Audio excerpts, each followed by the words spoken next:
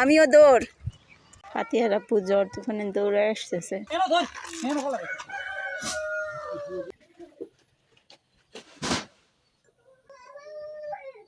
মেঘলা আকাশ কেমন কালো হয়ে আসতেছে। ফাতিহা সাবরিন দৌড় প্রাইভেট থেকে। আমিও দৌড়। ফাতিহার আপু জ্বর তুফানে দৌড়ে আসতেছে। গরু ছাগল সব করে নিচ্ছে। তাড়াতাড়ি জ্বর আসতেছে, তাড়াতাড়ি ধরো। বৃষ্টি হইব। আসো। এই যে আগে খাবে নরি মাছে।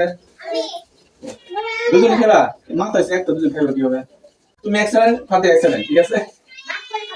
ও বাকি খেলা আছে। ও বিড়াল বলে কি আনছি দেখা লাগে।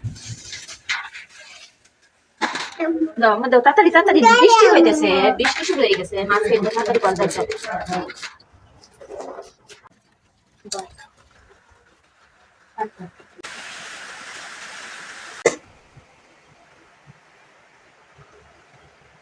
এখানে সবকিছু রেডি করে নিয়েছি। মাছ, তারপরে মাছ রান্না করবো ঝটপট করে পেঁয়াজ দিয়ে আর টমেটো দিয়ে ভুনা করবো মাছ। আর এখানে পটল নিয়ে নিয়েছি আর লেবুও নিয়ে আসছে।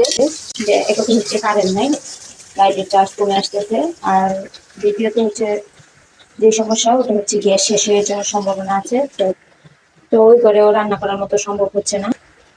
আর ঘরেও যদি গ্যাস শেষ হয়ে যায় রুমের ভিতরে, তাহলে বাচ্চারা প্রায় না খেয়ে থাকতে হবে। মানে অন্য কিছু খেতে পারবে কিন্তু ভাত আর তরকারি দিয়ে খেতে পারবে না। আর তার জন্য জলদি করতেছিলাম যে কারণ লাইটের চার্জ থাকতে থাকতে রান্নাটাও হয়ে যাক।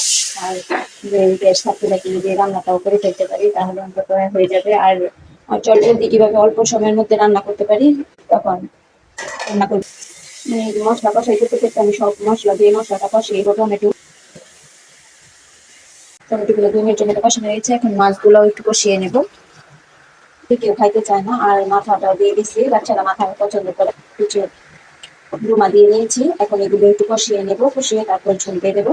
দিয়ে দেবো ঝোলের পানিটা। আর আমি ভালোভাবে কিন্তু কষিয়ে নিয়েছি যাতে কাঁচা গন্ধটা না থাকে মশলার। আর এই পর্যন্ত পানিটাই দিয়ে দেবো। কাঁচা যদি গরম পানিটা দেওয়া হয় তাহলে তরকারির স্বাদটা কিন্তু খুব ভালো থাকে। তো এখন ঢাকা দিয়ে যে বৃষ্টি হচ্ছে মনে হয় শব্দ পাইতেছেন। তো মাছের তরকারিটা হয়ে গেছে। এখন দিয়ে দিব কাঁচামরিচ ফালি, দিয়ে দেবো সামান্য পরিমাণ জিরার গুঁড়া। জিরার গুঁড়াটা দিলে তরকারিটা খেতে খুব ভালো লাগে। আর সবশেষে দিয়ে দেবো ধনিয়া পাতা কুচি, দিয়ে তরকারিটা নামিয়ে নিব। মানে কি ধনিয়া পাতা দিলে তারপরে আবার জাল দেয়, আমি জাল দিব না, তাহলে ধনিয়া পাতার গ্রানটা থাকে না। আর অবশ্যই কমেন্ট করে জানাবেন আমার ভিডিওটি কেমন লাগলো। আর চটপট রান্না যদি ভালো লাগে তাহলে পেজটি ফলো করে দেবে। ভালো থাকবে, সুস্থ থাকবেন। আল্লাহ হাফেজ।